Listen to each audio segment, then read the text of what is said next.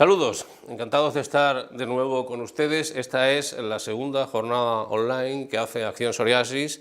La anterior fue en noviembre del año 2013 y ahora estamos aquí de nuevo con ustedes desde el Aljarafe sevillano haciendo esta retransmisión en directo, aunque también es muy probable que ustedes nos estén viendo ya en la grabación posterior. Saludos, en cualquier caso, para todos ustedes desde Acción Psoriasis. Como ven, tenemos un plantel de invitados que voy a presentarles inmediatamente.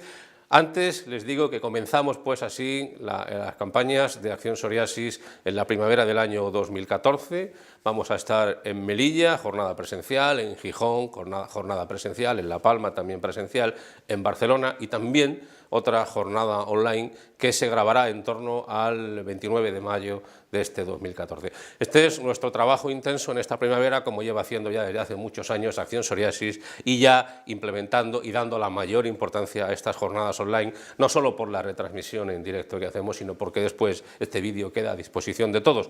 Por ejemplo, el del pasado mes de noviembre lleva ya miles de visitas y sigue ahí presente para poder solventar las dudas que tengan todos los afectados de psoriasis y artritis psoriásica. Así que bienvenidos, les presento inmediatamente a nuestros invitados y empezamos el debate. Vamos a estar con ustedes en torno a 50 minutos. En primer lugar, aquí a mi derecha, don José Carlos Armario Ita, dermatólogo y miembro de la Junta Directiva de la Academia Española de Dermatología y Venerología, que ha venido desde Cádiz. Buenas tardes, doctor. ¿Qué tal? Buenas tardes. Y bienvenido. Muchísimas gracias. Allí, en aquella punta, está Alejandro Muñoz, que es reumatólogo del Hospital Virgen del Rocío, aquí en Sevilla. Doctor, bienvenido. Muy buenas, Antonio, bien hallado. Muchas gracias. Y en el centro, entre ambos doctores, está Celia Marín, compañera de la Asociación Defensora de Afectados de Psoriasis y Artritis Psoriásica. Bienvenida también. Hola, buenas tardes. Ella tiene su residencia habitual en Murcia, pero créanme que viaja mucho representando a la asociación en foros nacionales e internacionales. ¿Cuál va a ser el leitmotiv, el titular de esta jornada online que estamos teniendo con ustedes? Pues cómo afecta la crisis económica a los pacientes, es decir, psoriasis, artritis psoriásica en tiempo de crisis. Más actualidad no puede ser. Y naturalmente queremos que ustedes participen enviándonos sus preguntas. Por eso también nos acompaña Ana Oliva, que es la directora de comunicación de Acción Psoriasis, que será su portavoz. Al final del programa dedicaremos unos 15 minutos a escuchar sus preguntas y después les garantizaremos que también responderemos a aquellas que no se hayan podido hacer. Ana, buenas tardes, bienvenida.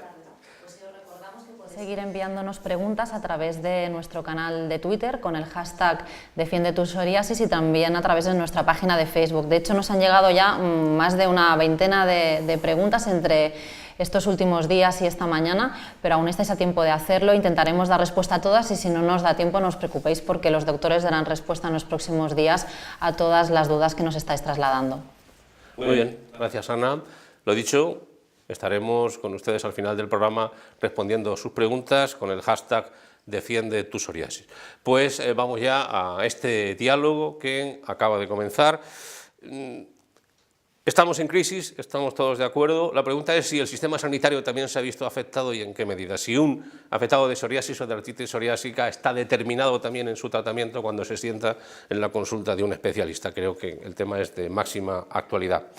Nosotros en Acción Psoriasis conocemos datos concretos de hospitales españoles donde se han producido recortes, por ejemplo, de un 5% en un importante hospital español, y a otros pacientes nos mandan todos los días mensajes muy pesimistas, de mucha preocupación en torno a lo que ellos perciben como un recorte. Por tanto, la primera pregunta está muy clara. ¿Hay recortes? Ustedes, los especialistas, están también siendo presionados, permítame la expresión, por parte de sus gerentes para que en el libre ejercicio de su medicina haya un recorte con respecto a el servicio a los pacientes. Doctor Dita. Me toca abrir el juego a mí.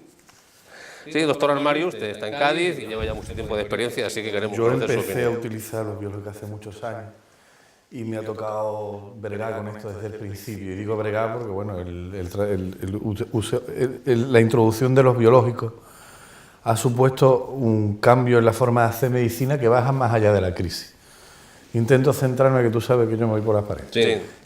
¿Hay crisis o no hay crisis en el sistema sanitario? O sea, negarlo sería ridículo. Hay crisis en toda España y eso afecta a todos los sistemas públicos en los que estamos sometidos, igual que afecta a los sistemas privados. ¿Cómo se lleva esto a la práctica del ejercicio de la medicina? Pues tiene una explicación muy sencilla.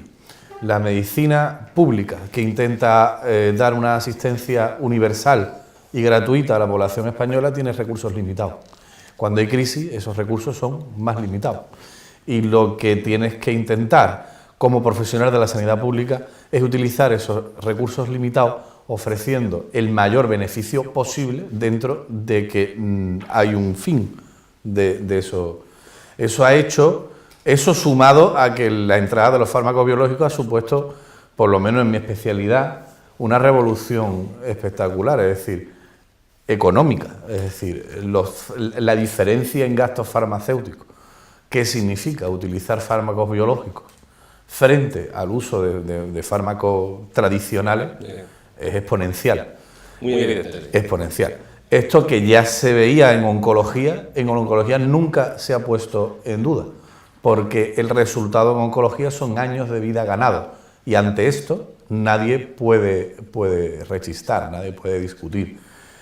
En mi especialidad lo que se gana es calidad de vida o mejoría clínica. Y entonces las dos cosas unidas, es decir, antes de que aquí hablara nadie de crisis, a mí ya se me hablaba de optimización de recursos limitados por la entrada de este tipo de fármacos. Eso nos ha hecho que cada vez sea más importante el uso de un concepto médico o farmacoeconómico que es el de eficiencia. Ustedes cada vez nos escucharán hablar más de eficiencia, que es, oye, hay que sacar el mayor partido posible médico a los recursos que tenemos, por lo cual tenemos que intentar usar fármacos muy efectivos en pacientes muy seleccionados, donde la inversión que yo haga sea lo más rentable posible. Y esto ha determinado por la realización de una serie de protocolos y tal. Hombre, a mí un gerente todavía no me ha tirado de las orejas, a mí, todavía, para decirme, oye, mira qué tal y tal. Lo que sí nos ha obligado es a ser, ¿cómo diría yo?, creativos. Tenemos que ser creativos a la hora de modificar la forma en que utilizamos esos fármacos, crear protocolos que cuenten muy bien cuándo y a quién hay que poner un fármaco y cuándo no, ser más rigurosos a la hora de seleccionar la entrada del fármaco, o, como después a lo mejor hablaremos, cómo utilizarlo para seguir teniendo eficacia, pero intentando jugar un poco con las dosis y tal. Y esa es la realidad, eso no lo podemos negar. Yo creo que el paciente hoy por hoy, salvo en determinadas situaciones concretas, todavía no es consciente, no es sufridor inmediato de la crisis que soporta el sistema sanitario o el sistema público en general, ¿no? Y yo creo que todavía no es muy sufridor, no es sufridor. Gracias, doctor. Nada. Doctor Muñoz, ustedes los reumatólogos tienen ya muchísima experiencia en el uso de biológico, creo que es una de las especialidades con mayor recorrido en este sentido. Por tanto, le hago la misma pregunta. ¿Ustedes trabajaban igual hace 4 años que ahora, por ejemplo, por establecer una diferencia? La pregunta, yo creo que estoy de acuerdo con el doctor Armario, ¿no? La crisis está afectando, indudablemente sí, ¿no? Yo siempre pongo la misma anécdota.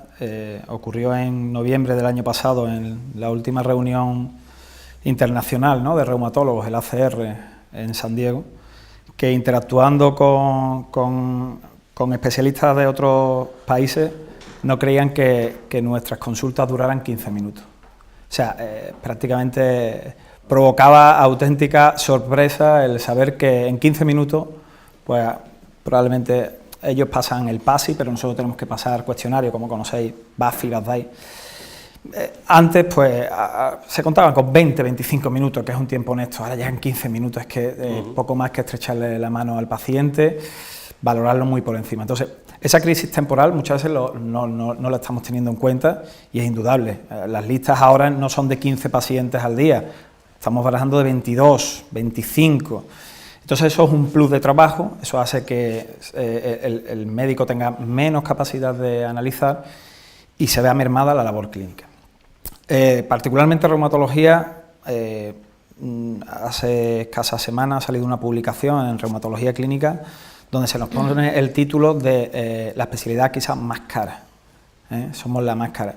Yo creo que a los especialistas se le puede tributar lo de más caro y tal, pero creo que no podemos nunca, el matiz clínico-económico no debemos lo tenemos que contemplar. Y yo creo que el doctor José Armario, la creatividad, cierto, y la creatividad puede venir bueno, tengo 15 minutos, pues si necesito 5 lo voy a hacer online, ¿no? Con el paciente. Voy a que me traiga los cuestionarios hechos, ¿no? Que es algo que hemos hablado, que es algo que se puede... Sí, sí. O si tiene alguna lesión oculta, pues a lo mejor entre desvestir, si es un paciente, por ejemplo, de 78 años, vamos a decirle al familiar, al nieto de esa paciente de 78 años, una foto, lateral, AP, y quiero verla. Entonces, esa creatividad nos va a hacer quizás más audaces, y creo, honestamente, que esta crisis, que es indudable, que nos está presionando. Yo creo que ningún clínico debemos de estar defendiendo otra postura que esta.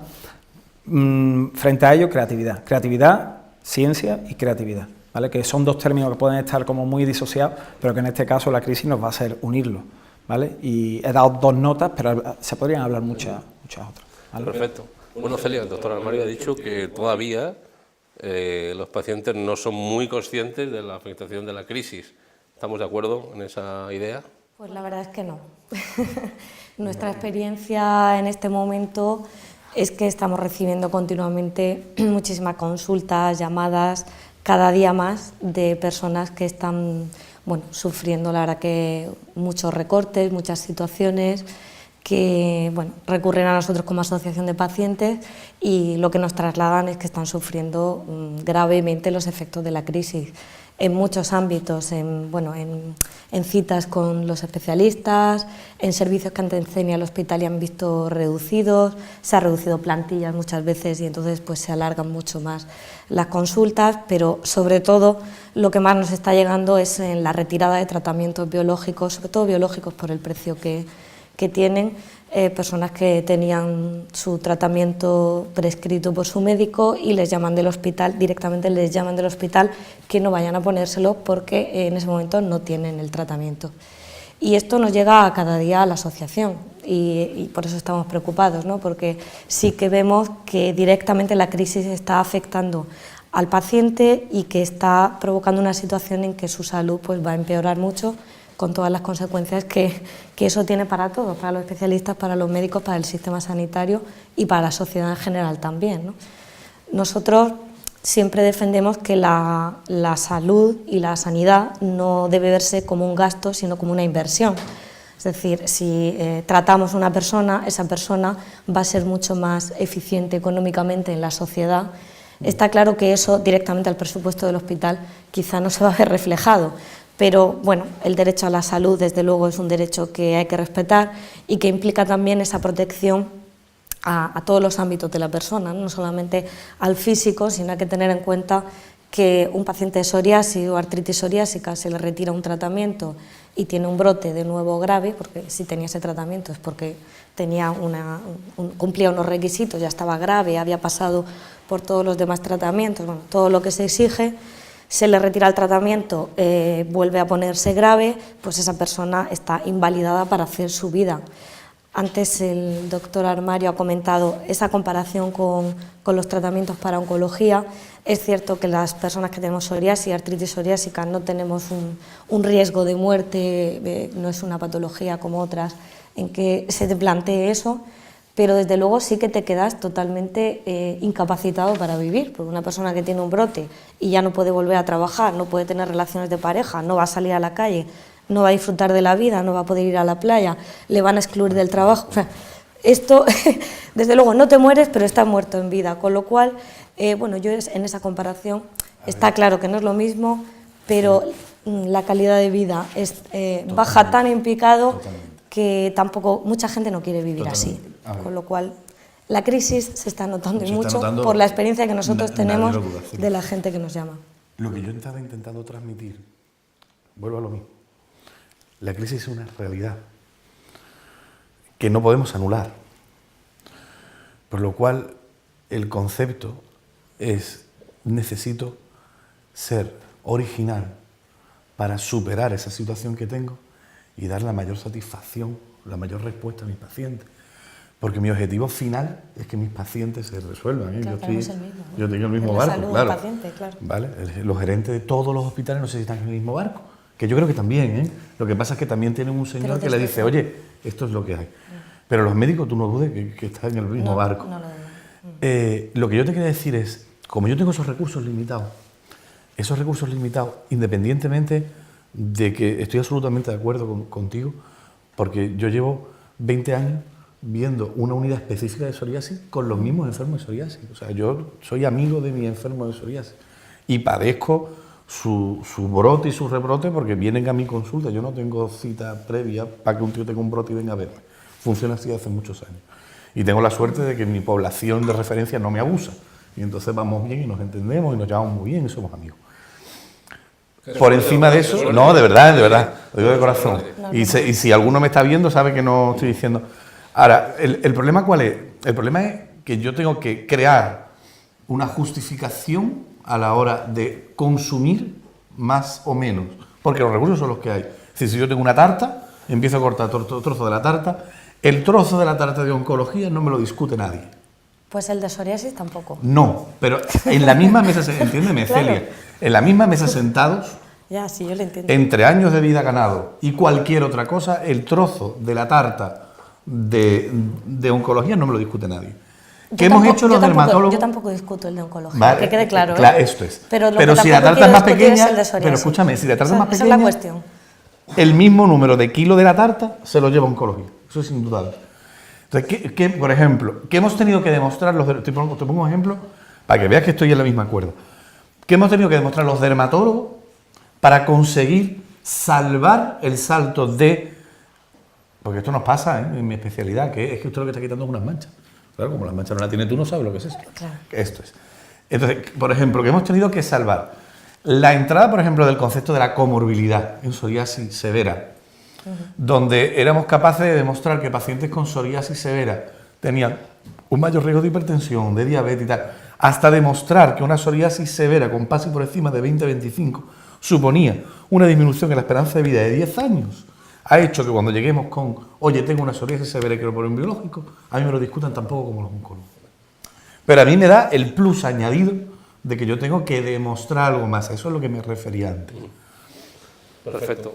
Bueno, me quedo con el titular que han dicho ustedes de ser imaginativos en tiempo de crisis. Cuenten con las asociaciones de pacientes y especialmente con la Acción Psoriasis para contribuir a esa imaginación, que podemos hacer mucho. De todas maneras, al hilo de lo que usted comentaba, el doctor Muñoz es miembro de la comisión en su hospital del Virgen del Rocío.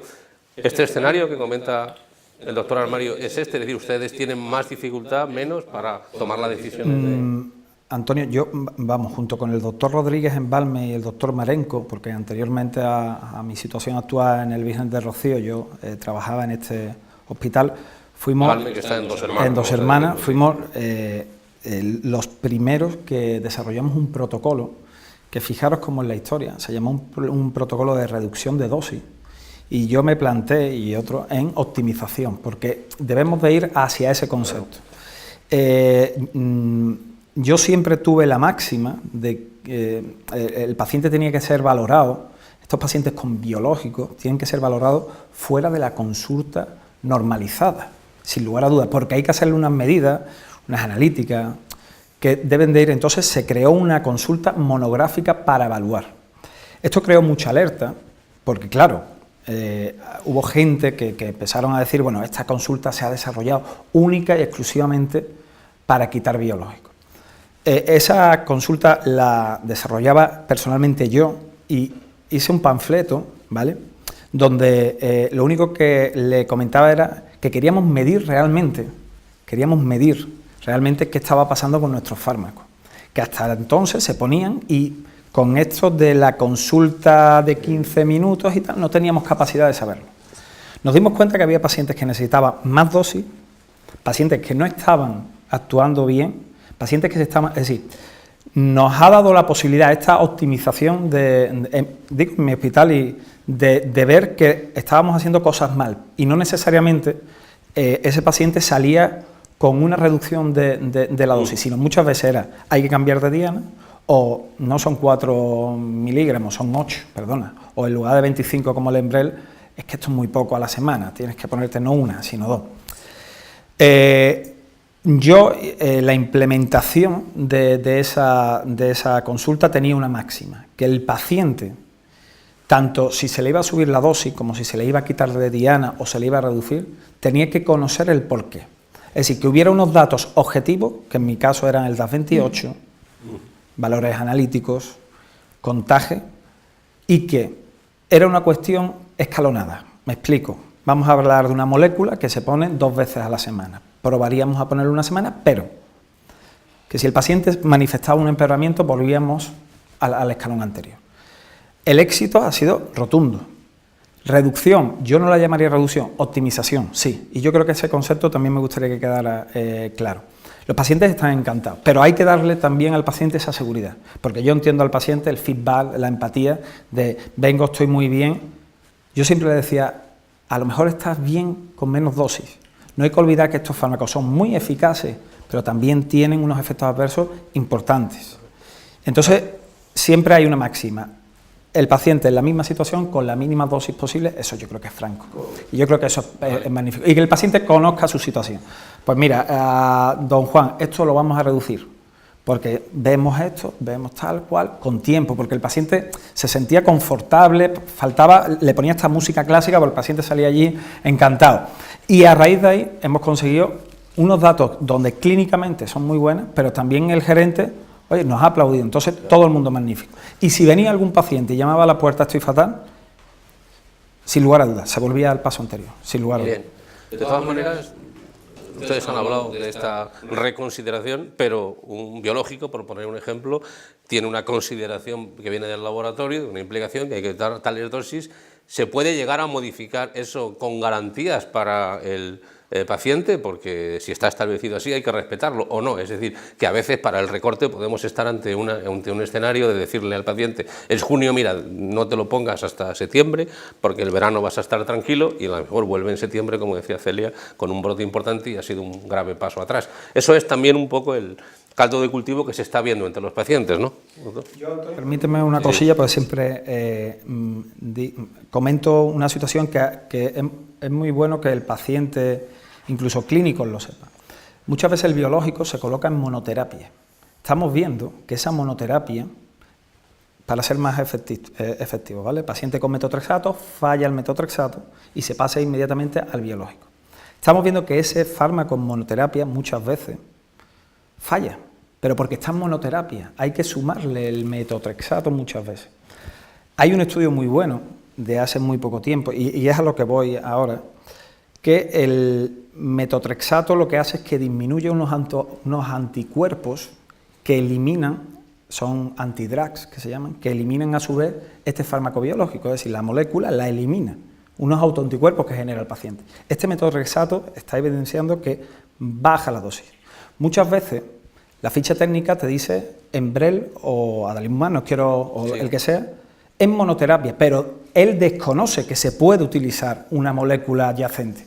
Entonces, esa ficha técnica, cuando hablamos nosotros de estamos fuera de ficha técnica, ¿verdad? Pero porque estamos utilizando aliados, que ficha técnica no lo tiene en cuenta.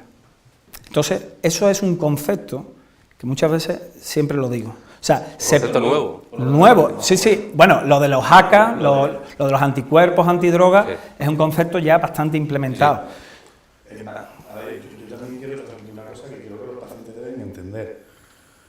Las fichas técnicas son unos documentos que se redactan entre el laboratorio, responsable de la marca, y el ministerio, cuando se va a comercializar el producto. Y esa ficha técnica se realiza en base a los resultados que se obtienen de unos ensayos clínicos. Esos ensayos clínicos son situaciones ideales, y me explico. Nosotros los médicos, cuando estamos trabajando, cuando leemos un ensayo clínico, lo leemos, entendemos sus resultados y lo valoramos, lo ponemos un poco en perspectiva, porque una cosa es, nosotros hablamos de eficacia, que es lo que tú ves en el estudio clínico, luego la efectividad, que es lo que tú ves en el día a día, y eso a veces cambia. Lo que da lugar a la redacción del documento, de la ficha técnica, que no es más ni menos que el prospecto, sí, claro, es el ensayo clínico, el prospecto, que es el ensayo clínico. Y el ensayo clínico es una situación ideal. En un ensayo clínico, para tú demostrar la eficacia de A sobre B, a A no le puedes añadir nada y a B no le puedes añadir nada. Y decides que A lo vas a utilizar a esta dosis porque has estado comparando dosis y te parece la más efectiva. Cuando eso llega luego al día a día, nosotros aplicamos lo que sabemos de los ensayos clínicos, pero luego lo que tenemos enfrente es paciente. Si nosotros estamos todo el día diciendo que no hay enfermedades sin enfermos, que no hay enfermedades sin enfermos. Bueno, pues esto es una de las explicaciones clarísimas. Lo de jugar con la dosis de los fármacos en enfermedades inflamatorias lo hemos hecho con todos los fármacos que yo conozco. Un metotrexato, que nosotros, por ejemplo, que empezamos una dosis alta para conseguir respuesta. En cuanto conseguimos respuesta, bajamos la dosis. Ningún paciente se extraña por esto. El concepto del biológico, o por lo menos la forma en que nosotros estamos optimizando ahora, es la misma. Es decir, si yo te tengo bien, date cuenta que lo que hace el biológico es bloquear una parte de la respuesta inmunológica inflamatoria, que es lo mismo que hacía el metotrexato. El metotrexato no entendía de padre y madre y bloqueaba todo, y tenemos ahora herramientas que son mucho más específicas.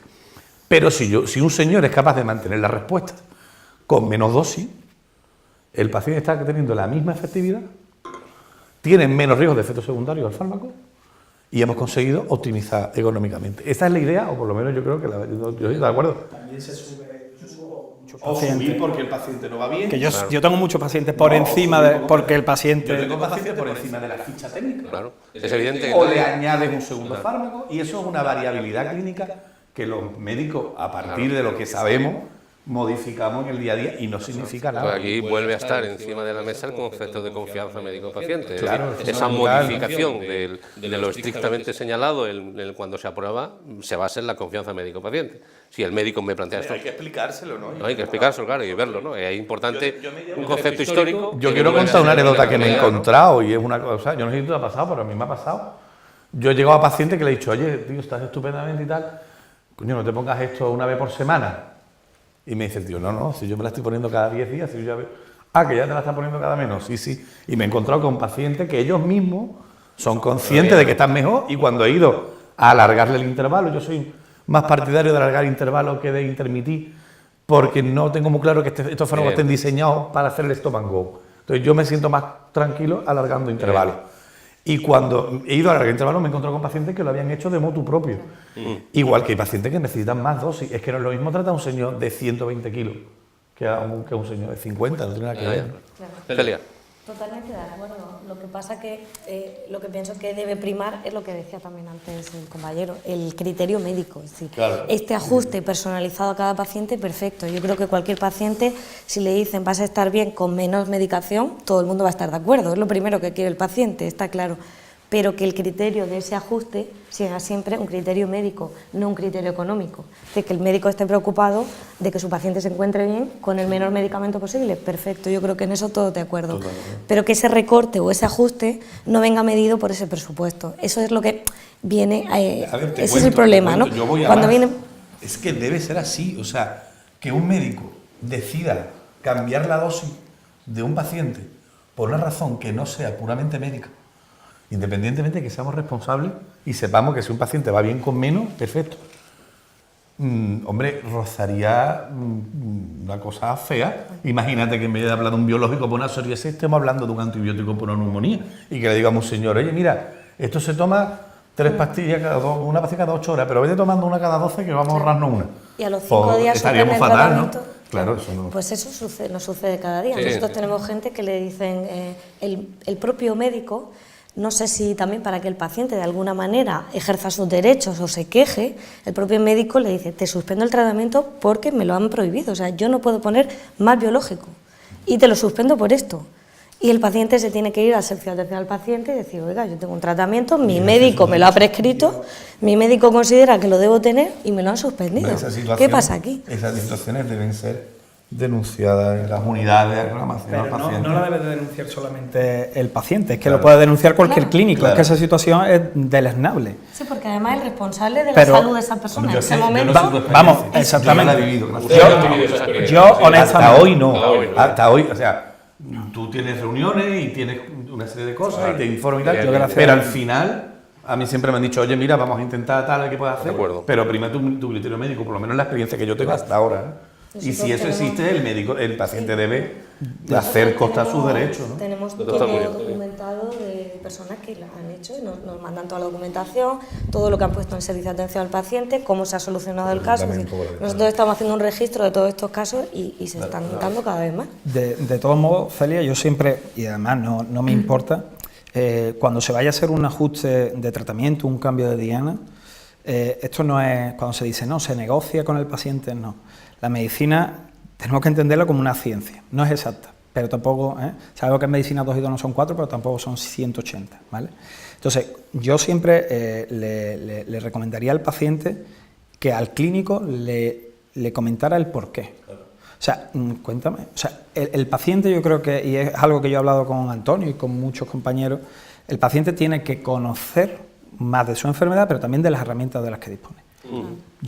Es imposible que vaya a cambiar un tratamiento para bien, para mal, subirlo, sin un mecanismo más allá de ver si tiene sinovitis o ver cómo está. Hay analítica, hay cuestionarios, el PASI, que para los dermatólogos parece que va bastante bien. Entonces, yo a ese paciente, y luego que lo firme el clínico, verás como, no, déjamelo. Claro. Por eso, por escrito. Veréis cómo, claro, esa es la fuerza, porque de verdad el paciente tiene una fuerza brutal y las asociaciones, y yo creo que no podéis, o sea, ese paciente hay que cogerlo y hay que tirar de ese hilo a ver qué es lo que hay, porque ahí está fallando el sistema. Por eso lo importante, nosotros siempre recomendamos, el paciente tiene que estar bien informado de todo, pero a lo que tiene derecho y a lo que no. Y porque hay gente que, oye, yo quiero un biológico, bueno, si usted no cumple los requisitos o no es adecuado para usted, o tiene una incompatibilidad, o sí, o tiene derecho. Entonces, toda esa información facilita al paciente, facilita al médico, yo creo que al final también es más efectivo para todos. Y por eso siempre tratamos de esa información, ¿no?, al paciente, que nos facilita la labor a todos. Precisamente Celia es la defensora del paciente, fue una decisión que tomó la asociación hace ya unos meses y creo que está muy clara su vigencia, precisamente por esto que estamos hablando. La situación es importante, así que animamos también a todos los pacientes que tengan algo que plantear, que Acción Psoriasis está también para ello. Doctores, les voy a hacer una pregunta muy rápida y directa. ¿Qué 2 cosas habría que hacer de inmediato para mejorar esta situación que está afectando a la sanidad en cuanto a la crisis económica? Doctor Almero, dígame las 2 primeras cosas que usted habría que plantear. Yo creo que hay, para mí, una por lo menos es fundamental, que sería mejorar la accesibilidad. O sea, yo creo que esto es fundamental, es decir, que tuviéramos más tiempo por consulta y una mayor posibilidad de que el paciente acuda en un momento determinado que lo necesite sin barreras, para mí es fundamental. Así 2 cosas sin pensarlo. La primera que se me viene a la cabeza es esto, porque es la queja más frecuente, y es de acuerdo contigo, del paciente, que es, oye, me tocaba a las 4, llevo 5, me quedo sin medicación, voy a la farmacia y me dice que tú me tienes que firmar. Es un follón. Y vas a la consulta a estar bien y a lo mejor no tenías por qué. Correcto. Y estás un poquito más de libertad en eso, ¿no? Y lo otro, yo creo que sí que está en nuestra mano, que es que nos dieran un poco de libertad a los médicos para yo creo, vamos, yo en mi caso la tengo. Pero si efectivamente existen situaciones, que se confíe el criterio del médico en el concepto de optimización basado en la originalidad, en manejar los recursos que tenemos para seguir manteniendo a la gente bien, intentando, bueno, usar lo que tenemos, ¿no?, los recursos que tenemos. Hay que decir que el doctor Almario además es el responsable del área de pacientes de la Academia Española de Dermatovenerología, y el trabajo, por ejemplo, en la web. Así aprovecho para felicitarle, doctor, que sé que ha habido una implicación de su equipo.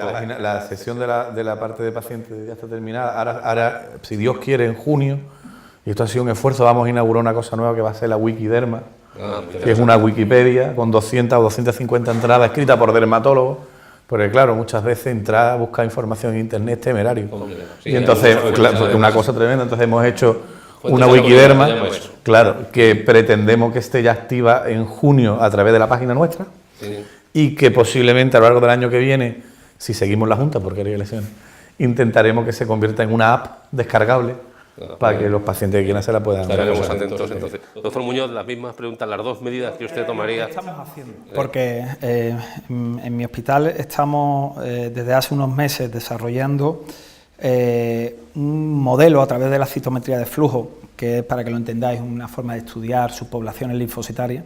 Estamos intentando buscar un panel o un marco o un anticipo con una extracción sanguínea que nos diga si ese paciente es no solamente candidato a biológico, sino a qué biológico, porque muchas veces se pierde mucho tiempo. Se pone un biológico, hay un fallo primario, que sabéis que es el fallo que ocurre al inicio, se utiliza otro y va mal, después un tercera, y ahí ya han ocurrido casi 6 meses.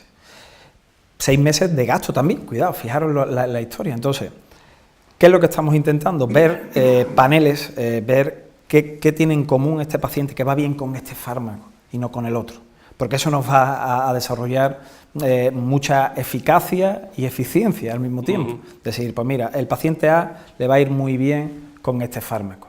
Eso se hace y creemos que en unos 2-3 años vamos a tener algunas cosillas. Luego, ¿qué estamos haciendo?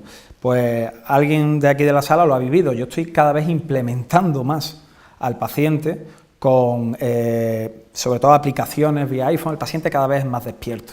Hemos progresado a un paciente con quietud, ahora con un paciente con inquietud, con capacidad de un feedback. Yo hay pacientes que no los veo hasta un año, pero porque el paciente lo hace a través de ese concepto de telemedicina, que no hay que llegar, pero hay que auxiliarse de él. O sea, se puede ir con un correo, estoy bien, tal, hay pacientes, y eso me lo ha dado también, hay pacientes que lo tengo fuera de España, que no los puedo ver, y que allí tendría que pagar en Estados Unidos una consulta y tal, y sin embargo, vía correo electrónico, resolvemos. Y cuando pues viajo allí, pues a lo mejor lo veo, a lo mejor él coge un avión que le cuesta más barato irse a Chicago, que es la reunión internacional, y lo veo allí. Entonces, ese paciente, eso es una riqueza que ahí también hay que llevar. Pues ¿vale? Espero que Acción Psoriasis también se ofrece a colaborar en este tema. Nos quedan unos pocos minutos para empezar ya, que Ana nos pase las preguntas que nos han ido llegando a través de Defiende tu Psoriasis y de redes sociales en general, pero hay un concepto nuevo que va emergiendo, que es los biosimilares, que son, bueno, la esperanza, son la solución, son un problema. Podríamos decir que son biológicos, que al menos se plantea con un 30% de inferioridad de precios, un 30% más baratos. Les pregunto rápidamente, antes de dar paso a las preguntas. Doctor Muñoz, ¿usted cree en los biosimilares? ¿Los ha probado ya? ¿Cree que llegarán pronto? ¿Qué opinión le merece? Sin lugar a dudas, es una cuestión de patente, al fin y al cabo, es una cuestión y que no va a ser, no vamos a estar ajenos a esta situación. Ahora mismo hay todavía mucha incertidumbre. No, me imagino que el gerente estará muy interesado. Sin lugar a dudas. Yo recuerdo que fueron un grupo de israelitas los primeros que una molécula que se pone intravenosa le iban a meter el diente. Será cuestión de evaluarlo con tranquilidad, ¿vale? Pero si el fármaco es eficaz, sin lugar a dudas, si el fármaco es agüita, pues eso no dará ningún tipo de beneficio. Pues estos fármacos lo que tenemos es un bagaje terapéutico brutal, con una capacidad muy efectistas, ¿no? Y eso, si lo va a perder con los biosimilares, no va a tener ningún tipo. Pero hay muchas reuniones en torno a eso, y creo que probablemente para el año que viene tengamos mucha más información, pero estamos todavía muy al inicio. Doctor Armario. Yo creo que más o menos lo mismo que he dicho. Yo creo que hay mucha incertidumbre con respecto a esto, porque además el concepto de biosimilar también hay que saber que yo tengo mi serie, yo voy a ser muy claro, a mí tendrán que demostrarme, claro, es que el problema es, cuando nosotros hablamos de un fármaco que no es un fármaco biológico, hay un término farmacéutico que es el de bioequivalencia, que es un fármaco que funciona exactamente igual que el otro, pero que es la misma molécula, es decir, tú puedes comprar amoxicilina, marca comercial que todos conocemos, de marca conocida, o comprar amoxicilina de un genérico. Las dos son amoxicilina, las dos funcionan en el mismo sitio y las dos hacen lo mismo. Si la cantidad de amoxicilina que hay en las dos pastillas es la misma y la cantidad que llega a sangre tomando esa pastilla es la misma, son bioequivalentes. Es decir, tomar lo mismo de una cosa que otra, eso está claro. Cuando uno llega a los fármacos biológicos, lo de la bioequivalencia no existe. Porque, claro, el fármaco biológico es una cosa que segrega una cepa de una bacteria metido en un cultivo de no sé dónde. Entonces tú tienes otra cepa de otra bacteria haciendo otra cosa. Y esto, claro, lo que hay que ver es si eso que hace esa otra bacteria en esa otra cepa es más o menos igual que lo que tenemos. Y a eso le llamamos biosimilar. El concepto de biosimilar hay que demostrarlo. Si efectivamente se demuestra que los dos productos son bioequivalentes, es decir, que tienen una misma actividad clínica, un mismo perfil de seguridad, pues evidentemente iremos al más barato, porque más barato, más pacientes tratados. Yo creo que hay una cosa que sí que va a ser beneficiosa, pongamos los bioequivalentes al final o no, y tú vas a estar de acuerdo conmigo, que es que en cuanto industria farmacéutica X tenga competencia de un bioequivalente que venda la mitad, bajará su precio a la mitad. Y eso ya será bueno. Y ahora, a partir de ahí, tendremos que decidir muy cuidadosamente si los biosimilares se pueden utilizar con seguridad o no, porque es un concepto para nosotros absolutamente nuevo. Y, de hecho, muchas veces cuando cambia las cepas de los laboratorios, del propio laboratorio que ahora mismo está, notas pequeñas diferencias. Y eso lo hemos vivido todo, que tú dices, oye, lote nuevo y un paciente va un poco mejor o un poco peor, ¿por qué? Y estamos hablando de la misma molécula, del mismo laboratorio, de la misma tal. Entiendo que lo de los biosimilares será un mundo. Hay que mirarlo con esperanza, es una oportunidad, va a bajar precio, seguro, va a favorecer, por tanto, el uso del fármaco, y si efectivamente lo son, pues será una competencia directa, claro. Estaremos atentos. Bueno, vamos ya a dar paso a los usuarios que nos están viendo. Ana, tu turno. Las primeras preguntas que nos ha llegado precisamente es en relación a los biosimilares. Comenta Juan Pedro si realmente harán para los pacientes de psoriasis más accesible este tipo de tratamientos, como estabais comentando ahora mismo. Yo creo que la respuesta es esto, sí, efectivamente bajan de precio, que van a bajar, y se demuestran igualmente efectivos e igualmente seguros, bendito sea. Sí, ¿puede responder cualquiera de los tres, por favor? Por lo que respecta a los pacientes también, pues totalmente de acuerdo. Yo creo que puede ser una ventaja para nosotros. Si hay más opciones terapéuticas, siempre mejor. Lo único que, perdón, solamente quería decir, creemos que el paciente tiene que estar informado en todo momento si hay un cambio de tratamiento, porque como dices, no es el mismo medicamento, con lo cual me pueden cambiar de un paracetamol a otro paracetamol, pero no de un biológico a un biosimilar. No me pueden cambiar sin informarme y entendemos que sin dar el consentimiento, igual que estamos dando el consentimiento al biológico. Claro, de hecho, esta normativa legal no está creada. Claro. Otra de las cosas en Pero las que claro, habrá que crear, eso está pendiente. Eso esperemos que se respete regularizarse. ese derecho, yo creo, de los pacientes, Claro. porque al final es tu salud y te estás poniendo una cosa diferente. Doctor Muñoz, quería apuntar algo. Sin lugar a dudas.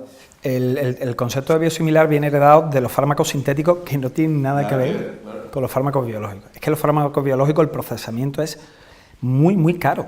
Entonces, no sé cuánto, o sea, no sé cuánta perfección van a alcanzar, cuánta eficacia, por tanto, estos fármacos. Es que la verdad, ahí hay mucha incertidumbre porque es un concepto heredado de fármacos que en la síntesis no tiene nada que ver. Es que, como ha dicho José Carlos, hay cepas de ratas que son únicas de la empresa, después de procesamientos y tal. O sea, esto es como, y permitirme que estamos en Sevilla y en época de toros, como los toros de Lidia, ¿no? Son de generaciones en generaciones, se ha alcanzado esa perfección. Sí. Biosimilares, pues no lo sé, a lo mejor ahí hay mucha incertidumbre y no sabemos dónde vamos a llegar. Ana, vamos con una pregunta, por favor. David pregunta, Celia, ¿cómo puede hacer valer sus derechos un paciente de psoriasis para recibir la atención que necesita? Bueno, yo creo que lo primero que tiene que ir a la asociación de pacientes, porque como decíamos antes, tiene que estar informado de qué derechos tiene, de que si cumple los requisitos y qué problema tiene, y yo creo que es la vía más fácil para estar bien informado. A partir de ahí, el sistema sanitario ofrece, bueno, primero, siempre pues con tu dermatólogo, con el problema que tienes, yo creo que primero es la vía de comunicación que hay que adoptar y si vas informado, yo creo que se mejora esa relación, pero el propio sistema facilita esos servicios de atención al usuario, al paciente en cada hospital y ahí se pueden establecer pues, bueno, la reclamación, la sugerencia, la pregunta o lo que necesite ese paciente como en primera vía. Importante pues saber exactamente a qué se tiene derecho, qué se puede reclamar, qué no, y bueno, en principio hay mucho recorte y hay mucha situación donde te ponen muchos problemas, pero bueno, también hay que tener en cuenta que hay muchas diferencias entre una ciudad y otra ciudad de acceso a tratamientos. Si estoy en una comunidad autónoma no tengo todos los... Claro, hay sitios que no tengo todos los biológicos porque no están y bueno, pues al final las dos personas vivan donde vivan y estén donde estén tienen el mismo derecho. Y si el sistema tiene que organizarse para mandarte a otro sitio o para tal, bueno, pues ahí también está la asociación para tratar de solucionar esos problemas. Por eso que vengan a nosotros, porque en ese sentido sí que podemos muchas veces orientar y hablar con el dermatólogo, con el hospital y tratar de solucionar el problema, ¿no? Ana, por favor. Si una persona que sufra psoriasis o artritis psoriásica y llega a un caso de discapacidad, si existen de alguna forma grados de minusvalía, si existen ayudas en este sentido. Sí, más por la parte de la artritis. Sin lugar a dudas, eso es lo que... Aquí es un hermano menor. Doctor Muñoz, sí. Sí, pero, tanto por la artritis, si ocasiona una merma, Raro es la semana que algún paciente no te pide un informe, porque eso va con un informe protocolizado y tal, porque tiene que pasar un peritaje y demás, pero sin lugar a dudas, o sea, y de hecho, al ser una enfermedad que cada vez nos afecta más a las manos, que cada vez la utilizamos más en nuestro día a día, porque nos estamos haciendo más digitales, sí, hay bajas, no sabría deciros porque eso ya es una graduación, pero tengo pacientes que por la merma de la enfermedad han conseguido algún tipo de minusvalía, sin lugar a dudas. Eso hay que pedir, sabéis cuál es el curso, lo digo, hay que pedir un informe y que lo hace el propio especialista. Que lo hace el propio especialista, es un informe donde es más allá, o sea, no es el informe protocolizado normal, sino que hay que añadir una serie de datos y los cuestionarios que queden reflejados, y vía al médico de cabecera hay que solicitarlo, ¿vale? Y ya a partir de ahí se genera una maquinaria que llaman. Siguiente pregunta. Ela pregunta precisamente que si se sabe el impacto social y psíquico que produce la psoriasis cutánea, porque no se reconoce como una discapacidad. Dice que para ella es duro esconderlo en su ámbito laboral y lanza esta pregunta. Estoy totalmente de acuerdo. Sí se conoce. Hay estudios de calidad de vida en psoriasis que prácticamente lleva el nivel de afectación de calidad de vida en un paciente con psoriasis cutánea al que tiene un paciente con depresión severa o incluso con cáncer. ¿Por qué la autoridad no reconoce esto como una minusvalía o como una tal? Pues como no reconoce un montón de enfermedades cutáneas como enfermedades profesionales.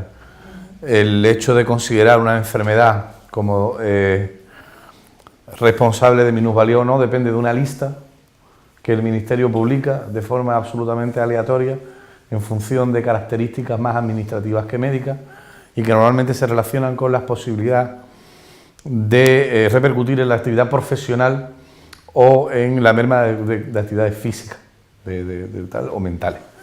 Entonces, yo estoy absolutamente de acuerdo con él, porque yo no sé por qué las enfermedades que están en la piel tienen menos importancia que las que están en cualquier otro sitio, y es una cosa que sufrimos todos los días con muchas enfermedades, no solo con esta. Igual que yo tampoco entiendo por qué muchos tratamientos dermocosméticos asociados a la enfermedad no están cubiertos por la Seguridad Social. O sea, yo creo que todos los pacientes que nos están viendo saben cuánto se gastan en cremas hidratantes un paciente con psoriasis, igual que cuánto se gasta en protectores solares un paciente con lupus. Y a nadie le importa, nadie cubre esto. Y la verdad es que no tengo una respuesta para esto, pero se basa, ya digo, en una lista que el Ministerio decide. Muchas veces lo que hacemos es apoyarnos cuando efectivamente existe una afectación personal en un informe de un psiquiatra o de un psicólogo, que ahí sí una alteración de dismorfofobia o de afectación de la apreciación personal consecuencia de una enfermedad le va a facilitar llegar a una minusvalía de forma más sencilla. Muy bien. Gracias. Tenemos diversas preguntas también en relación a la artritis. Hay varios pacientes que preguntan que cuáles son los síntomas, cómo sé que tengo artritis y no tengo otra cosa. Vale. Siempre la pregunta la he respondido en numerosos foros y podría hablar de tumefacción. Es un dolor inflamatorio, ¿vale? Yo creo que eso es fundamental. ¿Qué es un dolor inflamatorio? Es aquel dolor que duele más cuando estamos en reposo. Para que lo entendáis, ¿vale? El dolor mecánico es el dolor que duele cuando estamos haciendo o desarrollando alguna actividad manual o con alguna articulación. El dolor de la artritis, ¿vale? Es un dolor inflamatorio, como su nombre indica, y va a doler más por la noche. El paciente se va a quejar por la noche. Cuando llega del trabajo, durante el trabajo está bien, pero es cuando llega del trabajo cuando se encuentra peor. Los fines de semana lo pasa mal. Por la mañana, antes de ponerse a actuar, hay lo que los norteamericanos llaman la stiffness, ¿no? La rigidez, la sensación esta de, ¿no? Entonces, yo añadiría que para diferenciar es esa connotación de dolor inflamatorio, dolor que duele más fuera del reposo, por así decirlo, y la rigidez. Serían dos notas. Podría hablar un poco de la localización en manos, que es preferible, ya sabéis que sobre todo las interfalángicas distales son las más apetentes. Cada vez más estamos viendo la espalda. No olvidemos que la artritis psoriásica es una espondiloartropatía, o está dentro del grupo de las espondiloartropatías. Es un paciente con dolor de espalda nocturno que le despierta por la noche y una placa aquí eso es blanco y casi en botella, ¿vale? Permitidme. Claro, lo que, muchas veces hemos notado desde la asociación, doctor, que el médico de familia, sabiendo incluso que tiene psoriasis, no sospeche que puede estar ante una artropatía psoriásica. Esto es algo que hay que arreglar. Absolutamente, y eso yo creo que no pasa nada por decirlo. Hay clínicos que no están sensibilizados, no son ni los dermatólogos ni por supuesto los reumatólogos, pero hay otros especialistas que desconocen esta asociación. Exacto. O sea, eso está claro. Y hay que fomentar en la primaria que un paciente que viene con psoriasis, que lo lleva el dermatólogo, genial, pero que se está quejando de un dolor articular inflamatorio, ese paciente tiene que estar visto. Claro, sí, sí. De 5 preguntas, que son muy... Los dermatólogos somos médicos muy superficiales, o sea que somos aficionados a la medicina. Y nosotros lo que hacemos es, tenemos la encuesta, trabajamos con los internistas en nuestro hospital, en nuestro caso en mi hospital son internistas, y ante la duda todos nuestros pacientes rellenan su encuestita y ante sumas 2 o 3 puntitos y lo mandamos, y ellos están absolutamente preparados para hacer el diagnóstico definitivo. Cada vez caminamos más, de hecho lo hemos estado hablando los dos antes de sentarnos, cada vez caminamos más hacia montar unidades multidisciplinares. De hecho, en su hospital y en el mío tenemos el mismo proyecto, que es trabajar juntos en unidades donde al paciente con psoriasis y artritis psoriásica el mismo día lo vean los dos medios, claro, sí, y les facilitemos todo. Ana, más preguntas, por favor. Sí, sí. Delante de esta necesidad de implementar unidades en las que hayan las dos disciplinas juntas para facilitar, dicen, una mayor derivación también de los pacientes de psoriasis o de dermatología a reumatología. Hay un paciente de Alberto que nos pregunta si realmente cuando tienes artritis psoriásica, ¿quién te tiene que atender? El reumatólogo, sin lugar a dudas. O sea, vale, no, claro, no. A ver. Parece sencilla, pero.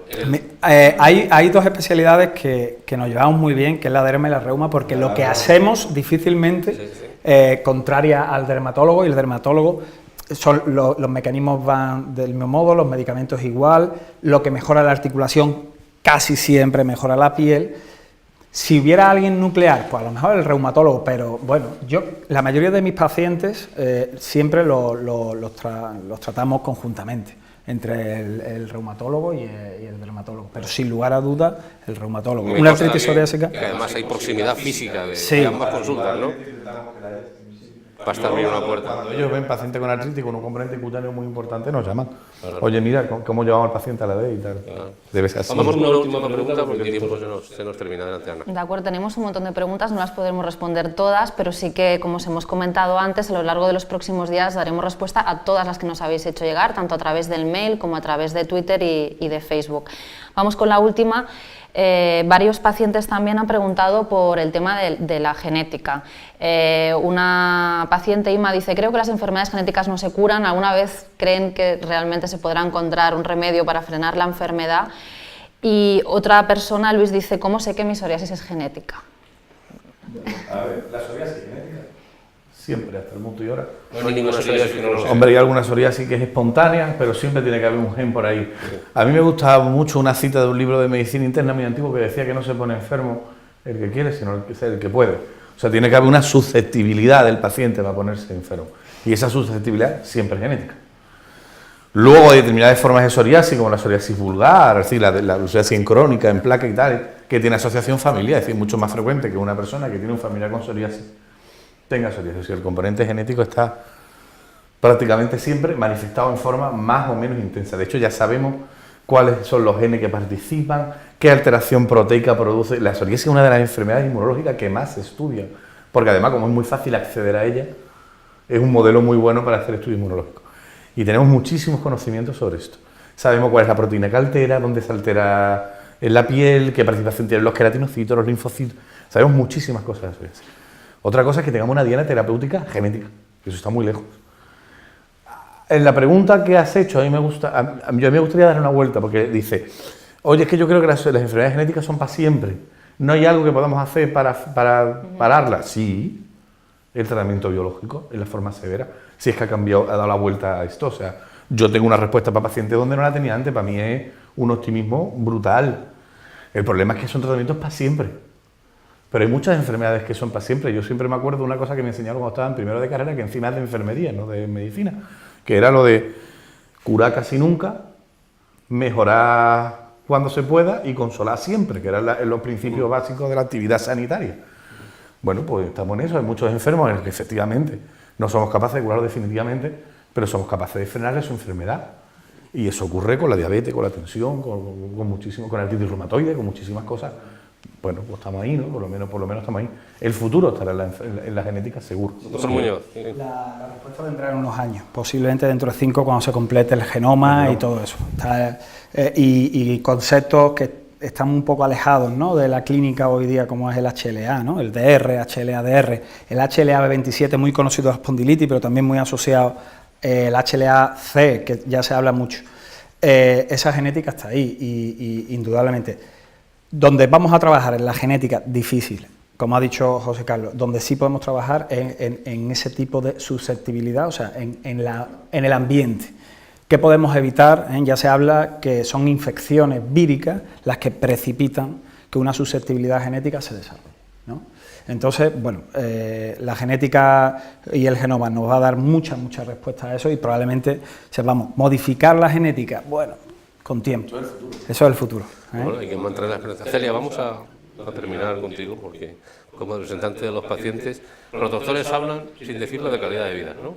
Es decir, nosotros tenemos que trabajar por garantizar la calidad de vida, mejorarla de los pacientes, y ese es el sentido de la asociación. Claro, yo creo que es el objetivo común de todos, ¿no? Porque al final el médico es lo que quiere, tener un paciente contento, saludable, y el paciente lo único que quiere es eso, ¿no?, poder hacer una vida normal.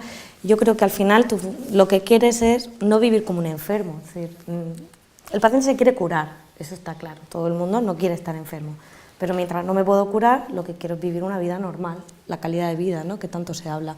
Y eso pues depende mucho del paciente, hay gente que se conforma con una pequeña placa, no quiere más medicamentos, pero hay gente que tiene una psoriasis en la cara, aunque sea una pequeña placa, y no puede vivir así, está deprimido y no... Claro, dependerá mucho.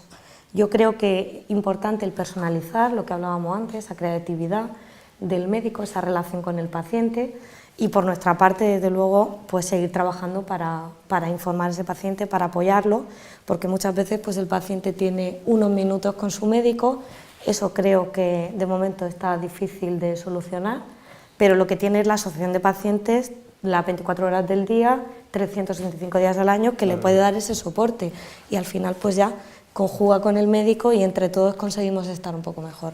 Así que a disposición de todos.